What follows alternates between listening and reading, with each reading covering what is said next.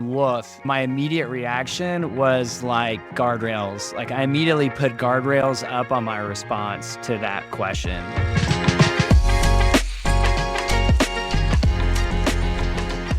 Welcome to the TroopHR podcast. I'm your host, Taylor Bradley. In today's episode, we're turning up the heat on the hottest HR topics out there with our special guest, Daniel and Stephen Huerta. Though they share a last name, they aren't brothers. They're actually cousins who became a powerhouse duo in the world of HR. As the minds behind the Modern People Leader podcast, Daniel and Stephen are known for their candid takes and deep industry knowledge. Today, they're bringing that same energy to our show, ready to tackle everything from the complexities of DEI initiatives to the transformative power of AI in HR. Get ready for some sizzling hot takes, unfiltered opinions, and maybe a few surprises as we dive into the issues that are shaping the future of work. But before we dive into the hot takes of today, we asked Daniel and Stephen to share their origin story of how they got their start in the world of HR.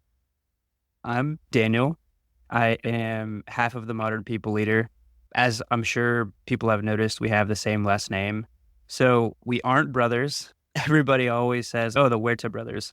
But we were actually first cousins once removed. Story of how we started working together goes back to 2014. Yep. I was still in college. I was an advertising major. I couldn't decide if I wanted to go the agency route or if I wanted to go work for a big tech company or a startup. But I knew that was the direction. One of those directions was the move. So Stephen got really close with my older brother at the time. And Nick, my older brother, was like, Stephen, I think you should reach out to Daniel, because Stephen was hiring an intern. So Stephen calls me. I meet him at Trudy's, which is this Mexican restaurant in Austin. We sit down in one of the booths, and Stephen tells me about Workify, the company he had started at the time, and pitches me on an internship. And this can be a pilot. We can do a 4-week test trial run. And if you like working with me, we can keep it going, vice versa. So I ended up staying at Workify for 5 years. And I did everything from QAing the product. So going in and logging bugs to taking discovery calls to being an SDR. I still remember in one of the first meetings I sat in with Stephen on, I was just supposed to be a silent observer. And Stephen, he was like, so Daniel, what do you think? And I'm like, I didn't even prepare for this, but it was a really good experience. And I ended up being a one-man marketer for Workify. So I learned everything that there is to know about marketing the hard way by making all of the mistakes. But from that experience, I realized that the HR tech, work tech space is where I wanted to stay. So I went to Udacity. I was on their enterprise marketing team, and COVID hit immediately, day one of my job. And a few months passed by. I'm like, things aren't changing. It feels like this is going to be the new normal. I want to double down on HR. I didn't know in what capacity. I thought maybe I wanted to start my own tech company. So I started setting up what they call problem interviews. So these 30-minute calls with chief people officers, head of peoples, and I was just cold DMing them on LinkedIn, hoping that they would respond. After doing like 10 of these, I was like, all right, this is not giving me clear data. Everybody, it's just chaos right now. Everybody's just trying to figure it out. There isn't one problem. There's a whole host of problems. And it feels like somebody should be documenting all of this. And the marketer in me was like, what if instead of me going all in and starting a tech company, why don't I just start a podcast? This is fun. I'm a marketer. I can grow my network. I can learn as much as I possibly can about the space by talking to the experts. But I need a partner. Like I need somebody who truly understands this space. And that's when I reached back out to Stephen. I was like, hell no. My startup might die any day or week now. But before before I jump into that, I kind of take the segue from Daniel's story. I'll give a little context on my background and my history. So we're Daniel and I are not brothers, although I love it when people say that because I'm a lot older than Daniel. So I'm 48. So we're nowhere near close to brothers. I've spent roughly 25 years. I've had a professional career of around 25 years. And the easiest way to sum it up is half of that I spent as an HR practitioner. I was a consultant, then did corporate HR at Goldman Sachs and did a variety of different things, but realized through these experiences that I wanted to pursue entrepreneurship. And I finally left the firm. I left Goldman in 2011. And I started the second half of my career. So the second half has been an entrepreneur in HR. And so whether it's been services or consulting, a SaaS software company, and now a media business that I'm helping Daniel build, all of my entrepreneurial ventures and projects have all been in the HR or HR adjacent space. So fast forward, I'm still running an engagement survey company. Anyone that knows anything about engagement surveys knows that it's a pretty competitive space. And then you pile on a global pandemic on top of that. I was like, man, I want to help you, but I don't know. And so Daniel is very persistent. That might be a Huerta trait. And he shared with me his vision and like what we talked more about, like why the world needs a different podcast or an elevated podcast. And that's when I began to realize, and this is no knock on all of the podcasts before us, but my view is that it could be done better. And if we were able to do that, then maybe, just maybe, we could cast a light on all these professionals that some of which I have been blessed to work with. They've, managed me, people of underrepresented groups, women, people of color, LGBTQ, you name it. I've been blessed to have these amazing executives help me, coach me, guide me. And so my mission, so when I eventually said, yes, okay, let's do this, for me, it was less about documenting a point in time, although Daniel knows that was a genius idea. For me, it was a legacy and paying things back. How do this 48-year-old Hispanic guy who's been so lucky and blessed, how do I give back at scale? And that's what, for me, the NPL is all about. Starting in the pandemic. So perhaps we start there. That led to a lot of change rather quickly. Through all of that, what is one positive thing that you believe has come out of that pandemic era? Remote work, whether it's working remotely twice a week or fully remote. I feel like that's been the biggest shift that we've seen. And I don't think we're ever going back. There's this new way of working that I think companies like Atlassian and Dropbox are just absolutely nailing.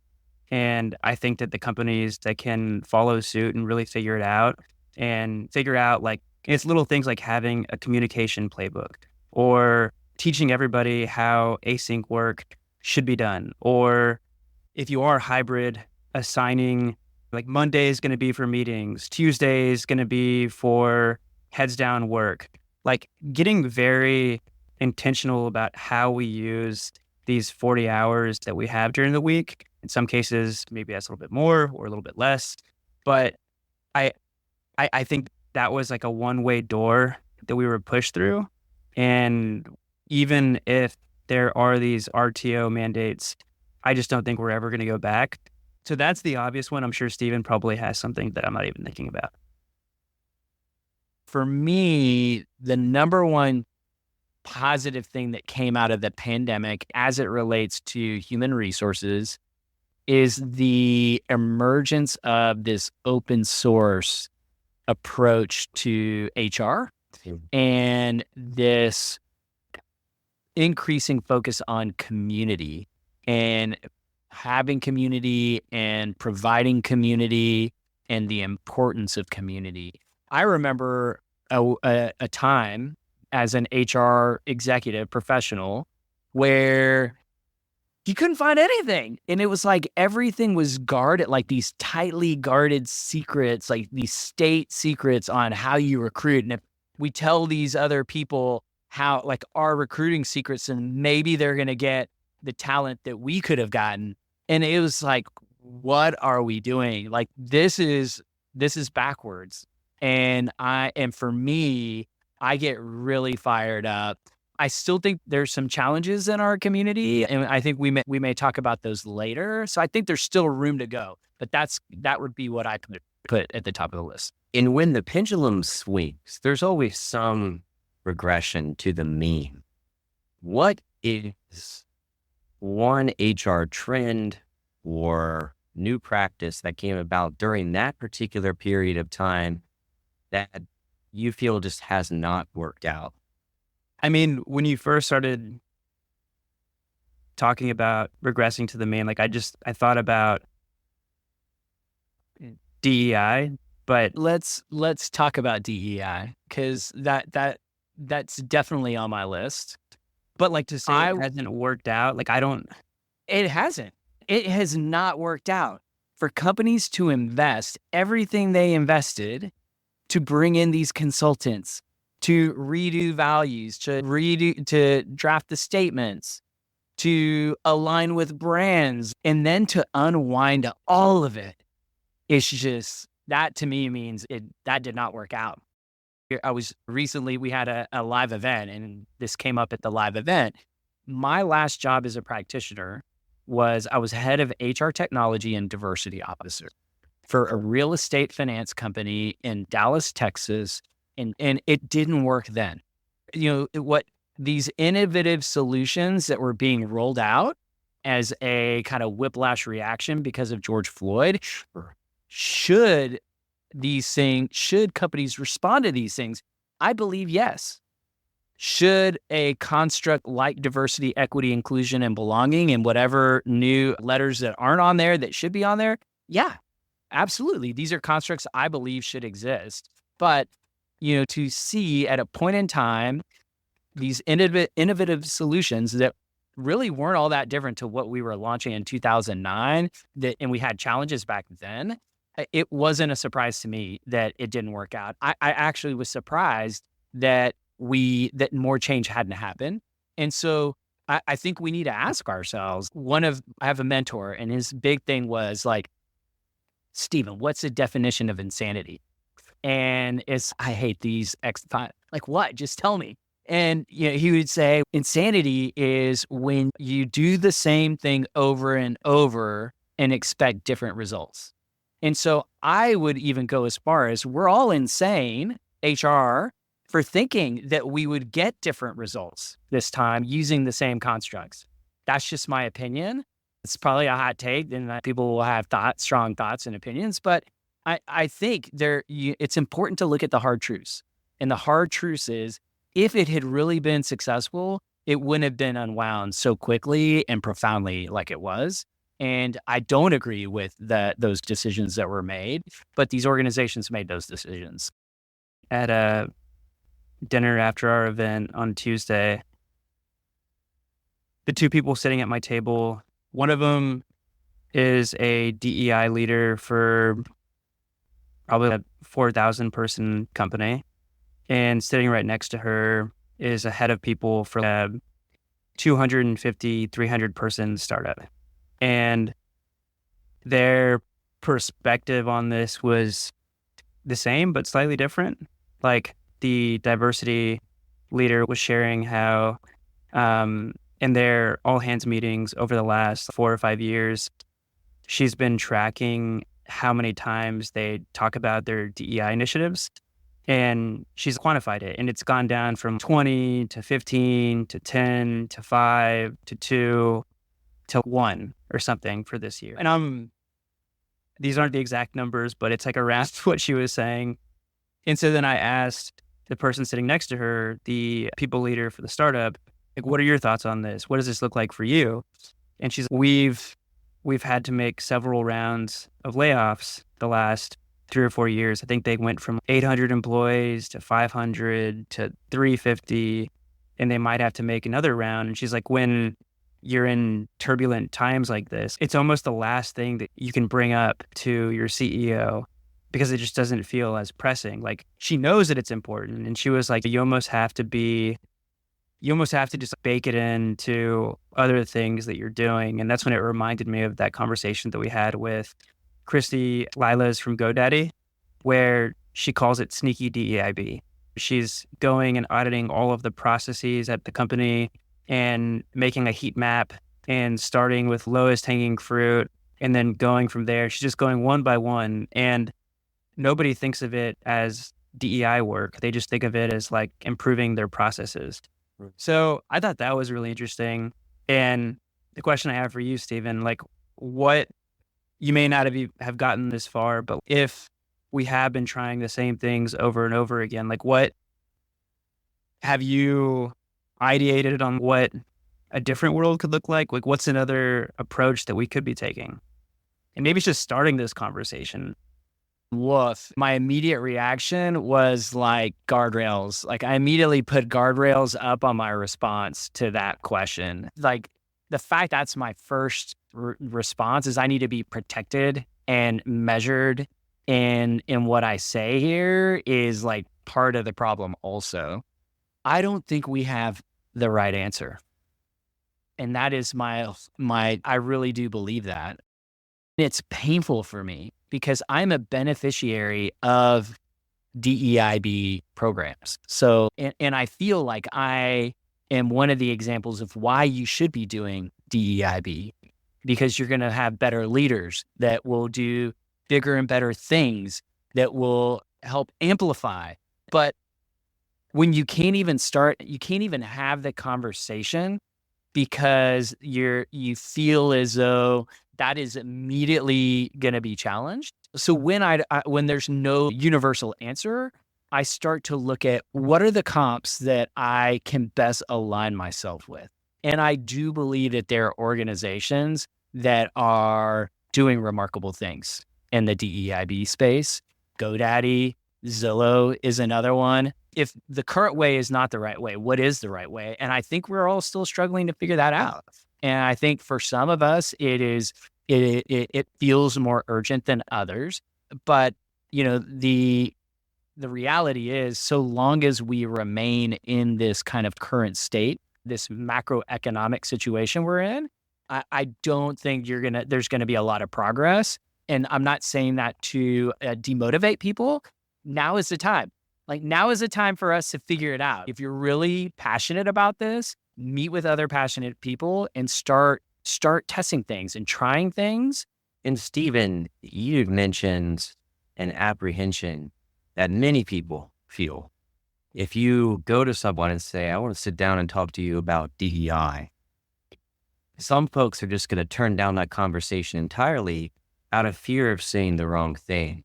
The spirit of what I try to do with this podcast is offer my vulnerability so hopefully listeners can feel more empowered to speak about their own. Is I was at an event and was asked, why do I care? Because I'd gone to a paid quality session to learn about how we can monitor this in our compensation philosophies. And they asked, why are you here? And my response, which was heartfelt, and I still feel this way today, is I care deeply about this because I have a daughter. And one day I want her to enter the workforce where this isn't a problem. And to do that, we need to start the change now. And I was told by the leader of this group, that's not a good route, that men hide behind having daughters. And my thought to that was, you lead me nowhere to go, right? How am I supposed to continue to advocate for that in this session when apparently something that means so much to me doesn't matter? And that's the issue that I felt that HR has overcorrected during this period of time. Is part of diversity is being open to diverse ideas and appreciating where people are coming from in their lives. That empathy didn't always get translated to certain individuals. And that to me was a big miss. The other thing that really stood out to me in a recent summit that I attended was one individual, which is a DEI leader at a Fortune 500 company. We were asking the group who would be great speakers to come in and talk to us. and a list of familiar names came down the pike, and she stood up, and her point of view was, we need to bring people in that think differently than we do, that we may disagree with, so that we can have some dissent in these conversations. Because if we all have group think, we're not going to go to the next level, because it's going to be the diversity in our groups, the diversity of engagement that takes us to that next level. Which brings me to the next topic, politics in the workplace. Now, this is likely one that's maybe less contentious, right? Not a big deal. But instead of getting into individuals, politicians, just broadly speaking, we're going up to an election at this period of time. What guardrails or rules, or how should we be speaking to our employee base about discussing politics in the workplace? I'm going to give you a two-part answer. I'm going to share with you what someone way smarter and more eloquent That's shared what I was thinking. with me more recently. And so I asked this specific question at NPL Live this past Tuesday, just a couple of days ago. And we had two acts, and this was Act 1. And so Katie Burke, former Chief People Officer of HubSpot, and Gianna Driver, the current Chief People Officer at Lattice, were on this panel, and we were having just a state of HR conversation. And we brought up politics. And what I took away from that conversation is that no one knows what the right answer is. The other thing I'll say, in addition to that, is that it's not clear what role a company has in this conversation. And so, again, when it's not clear or there's no clear answer, like, what do? I start to reflect on who is out there that is not trapped in the indecision of choosing a stance on this, who's able to continue to navigate the world in a kind of productive way as an organization, and what are they doing? And this is where Katie in particular said something that just really resonated with me. And that is, as HR people, and maybe just as general leaders of organizations, we have a responsibility to enable a democratic right that employees have. So first and foremost, we should enable that right fully, meaning we have to let people vote, we have to encourage people to vote, and we have to remove the barriers that may get in the way of this democratic right.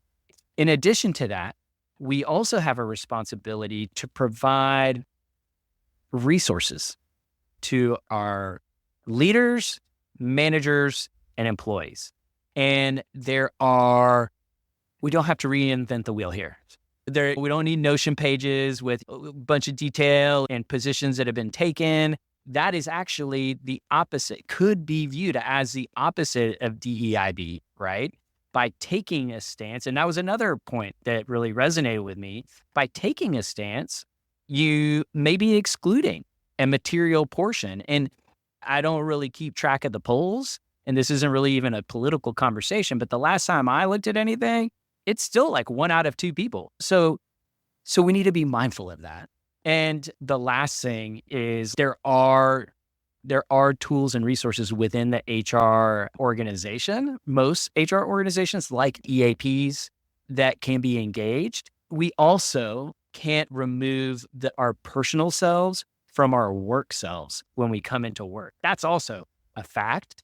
And because of that, maybe we encourage the conversations, but we do it in a way that will be that will help promote safe spaces. So maybe we're having conversations within certain ERGs. Maybe we're having conversations, people are having certain Slack conversations, but that is I don't think there is a silver bullet answer on this one. And the experts that we have access to, it was inconclusive. I honestly as a don't know. marketer, from a marketing perspective, does that change your lens? If you look at it from a marketing if I look at it point from of a view? marketing perspective, I think it does make more sense to pick a lane, to pick an edge. If as a brand and as a company, you want to take some hard stances and that like aligns with your mission, your values, maybe in some cases it even aligns with the product that you're offering, then I guess from a business standpoint, it does make sense to take a Feels like a political stand. no-brainer. Yeah. Yeah, but I feel like that's not the case for a lot of companies. Maybe like on the employer brand side, like if they're trying to attract a certain profile, but then like we get back to the question of, is that being inclusive? Like if you're only attracting the same types of people. And the only thought I had, Stephen, like on like where can we have these, how do we create these safe spaces so that people can have these types of conversations about the election, politics, anything that's happening? I feel like a lot of times the people that are opting into those conversations all think the same way. So I don't even know if that is moving the needle. I don't know how you move the needle on this. The unique part of this journey is one of my most interesting HR cases is there was a Slack group that was created that was about Legos. Someone had come to HR because there was a stark disagreement on which set was better. And every HR practitioner listening to this can just empathize with these things happen. But I thought it was a great example that if you can't go into the Lego Slack channel and be open to other people having different ideas than you, then perhaps you shouldn't go into the Lego Slack channel because it's not a business related channel, one that's optional. It's up to you, right? It was a fascinating journey to work through. And the two individuals never came to an agreement. I think they came to an agree to disagree about which particular brand was better. But if you're going to go into a space to share your opinion, or of the firm belief that you need to be open to others having different ones than you. Yeah. That's the way this country works. And Stephen, to your point, whether folks like it or not, the country is pretty much divided into two types of parties, two very different views for the future of the world. But we, for the most part, and most people, the vast majority, work well together. So it is an interesting thing that I do not think there is one single solution. The best solution, I believe, is the company needs to figure out what works best for them. You said something there at the end that really resonated. Like, it's almost impossible to convince somebody with a polar opposite view of you. I have friends that have vastly different political views as me. And no matter how much we debate it and discuss it, more often than not, I don't feel like I'm ever moving the needle. And my dad said something. He was like, what's funny is if you really think about people, just like if you wanted to focus in on Americans, for the most part, we enjoy the same things. We like the same sports teams. We can agree on about like 90% of the topics, but for whatever reason, like we can't, I don't know, like the 10% is like too big for people to get past. So I don't know if it's like companies. When I was a firefighter, which always gives me, I guess I'm the eternal optimist, no matter what scene I would show up on, everyone in the community was always willing to pitch in and help. I can't tell you how many times we'd show up to a car fire scene and bystanders just showed up, got the people out of the car, or did some kind of heroic action. There was never, hey, Daniel, are you a Republican or Democrat? Before I help you, I just need to know, right? That's not how most people act. Now, you all have spoken with, I don't know, probably dozens, hundreds of professionals at this point. Now that you're on the other side, what is one hot topic that you wish the people that you speak to? Yeah. So I guess I'll share some of my surprises. One of my surprises is there is a lot, HR and the HR industry is a machine. and there's nothing happening by surprise. And that is a hard thing for people to wrap their heads around. So, for example, the people leaders, the HR leaders with the largest followings, a lot of these they have PR teams, right? You would think Bob, he must like really be an expert in this stuff.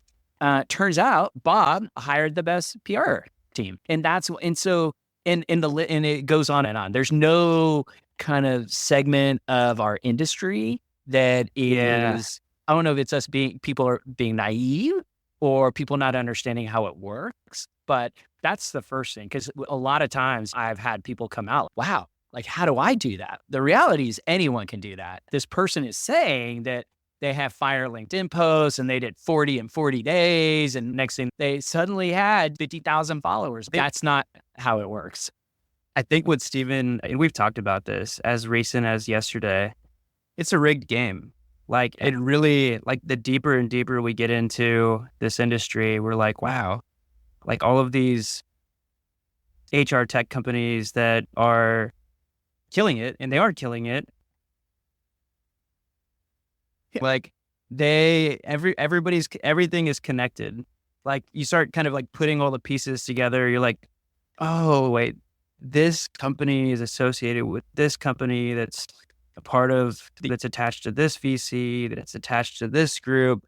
And you're like, okay, I see the game, and these HR leaders are associated with these groups.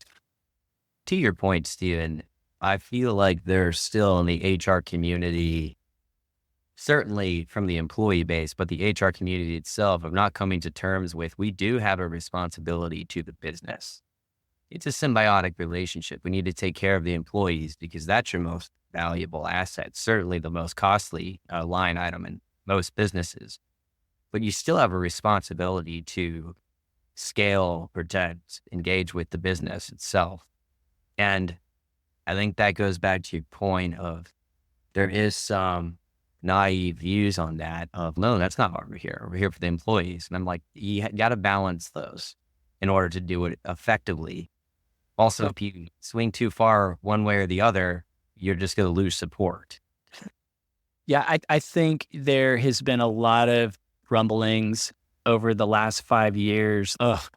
Do we have enough experienced HR leaders to really tackle the challenges that are coming, that we're dealing with now and that are probably ahead of us? And I think we have been exposed, and all of us, and we in HR have drawn conclusions that there are certain things that are really important. And again, this isn't a debate about the importance of these things. Most people will agree they're really important.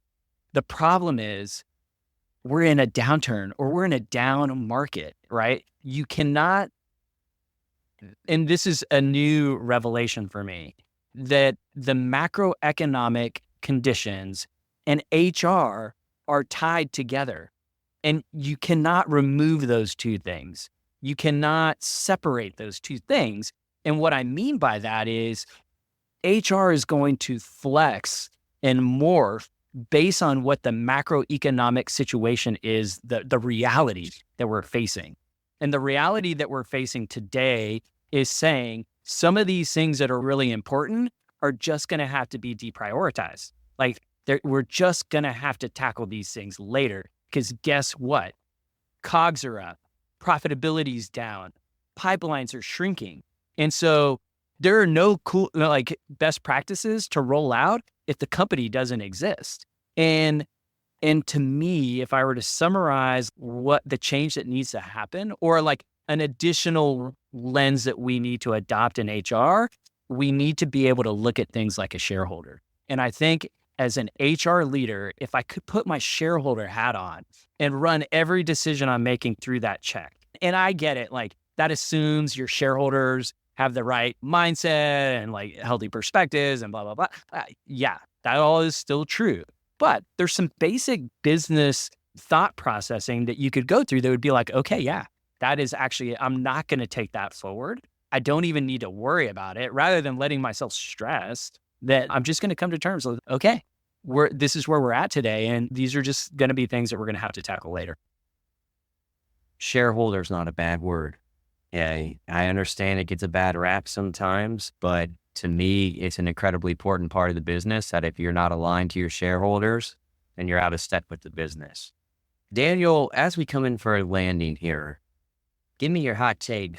AI, what's it going to do to us here in HR? Oh God, okay. I feel like we're hitting on all of the topics. Taylor, I commend you. You came prepared. You had all the top things waiting for us. Yeah. So I think it was Katie who put it this way. Like, we're in the early innings of AI in HR. I do think it's going to drastically change how the work gets done. I don't really see it having that much of an impact on there being work to be done. There's always going to be work to be done, and there's always going to be people that do that work.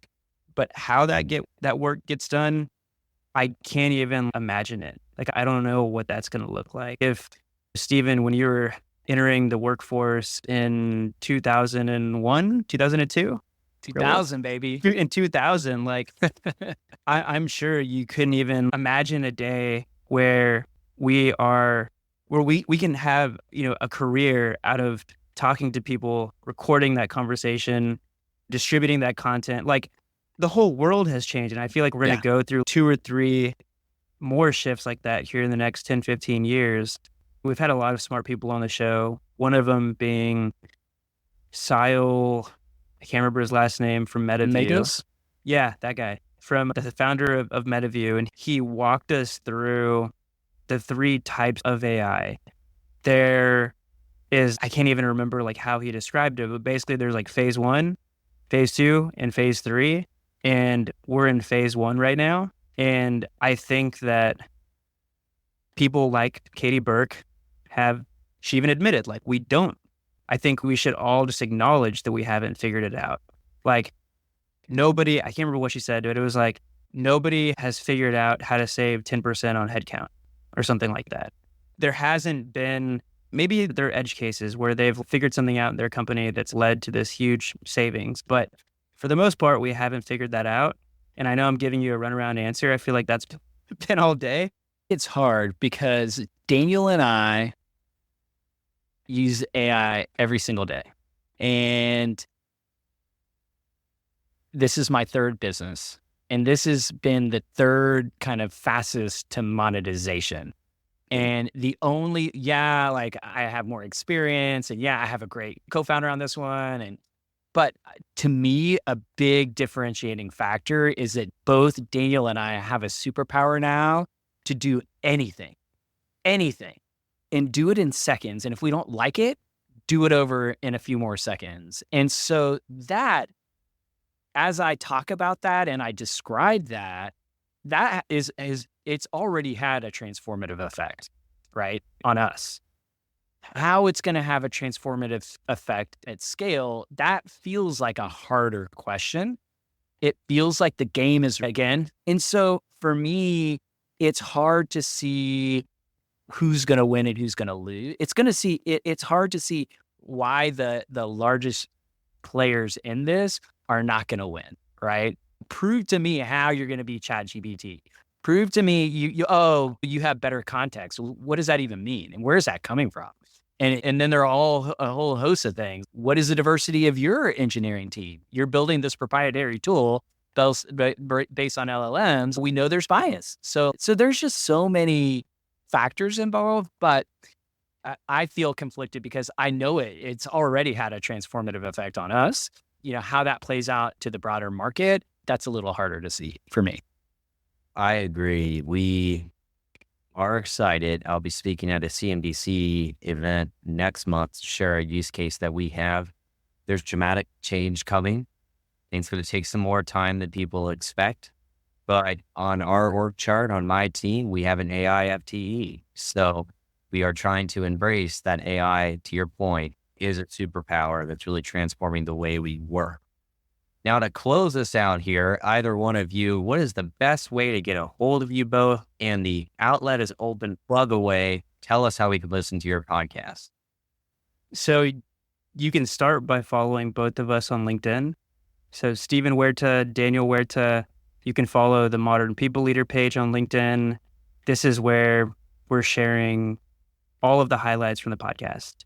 So if you aren't ready to fully commit to a 60-minute episode, just go scroll my page, Stephen's page, our MPL page, and watch some of the video clips. And if you really like what you're seeing there, then go check out a full episode. And if you love listening to the podcast, which you can find on any podcasting platform, whether it's Apple or Spotify, we are now uploading to YouTube, so you can go watch the full video. If you get so hooked that you don't want to miss anything from the show, then sign up for our newsletter, because on the newsletter, that's where we're going to share the summary of every episode. So let's say you miss an episode, you just want to catch up by scrolling through the highlights. That's going to be the best place that you can do that. And yeah, you can do that at modernpeopleleader.com. And if you're like me and you don't listen to podcasts, and I know that's weird to hear a podcaster say they don't listen to podcasts or rarely do, go listen to the Brene Brown episode. We just dropped a Brene Brown. I need something like flashy to get me sucked in, and then I'll kind of binge some episodes. The Brene Brown episode was a great one. So that would be a good starting point. Stephen, Daniel, thank you so much for being on the podcast. Thanks for having having me. That was what you were looking for. It's like the curse of bringing podcasters will come ramble for 30 minutes. So it was a ton of fun, though. Thanks for having us. Thank you. Thank you for listening to this episode of the TroopHR podcast. If you enjoyed this episode, we encourage you to subscribe and leave a 5-star rating. If you would like to learn more about our community, please visit TroopHR.com. In the meantime, keep living the dream.